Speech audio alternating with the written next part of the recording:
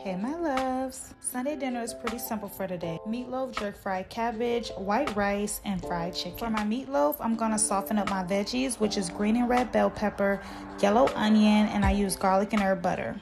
I'm gonna season my meat with celery salt, garlic powder, and don't forget to season your meat generously, especially if you're doing a big amount. A little bit of thyme, because thyme is strong, and I highly suggest this meatloaf packet seasoning. It is amazing.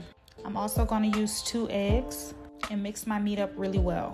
Now I'm adding in about 2 tablespoons of ketchup, those sauteed veggies from earlier, and I'm also adding in a little bit of milk, which is good for binding and it's really good to keep the meat moist, as well as some Italian breadcrumbs. Now combine your ingredients really well, but don't over mix because you still want your meatloaf to have some texture.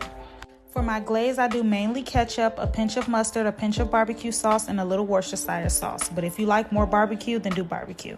Got my oil going for my chicken, and now I'm gonna start my cabbage, garlic and herb butter, red, green, and yellow bell pepper, and yellow onion, a little bit of jerk paste, and 1 whole cube of chicken bouillon. Once that cooks down a little bit, I'm gonna add my very well chopped cabbage, and I'm gonna mix it up to make sure all those veggies get well incorporated throughout the cabbage.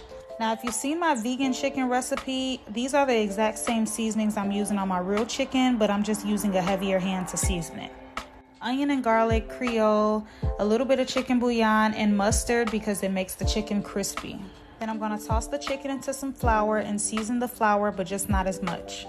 In some clean cooking oil, I'm dropping my chicken into my cast iron skillet while it is nice and hot. I fried my cabbage until it was soft but with a little bit of crunch to it. I added seasonings to my liking. Now on my plate specifically, I did not butter my rice because I like to mix my rice with cabbage. But if you don't do that, go ahead and butter that rice up, girl. Everything on this plate was so amazing. The meatloaf was so moist and flavorful. The chicken was crunchy and seasoned to perfection. The cabbage had just the right amount of jerk and crunch to it and was so savory. 10 out of 10.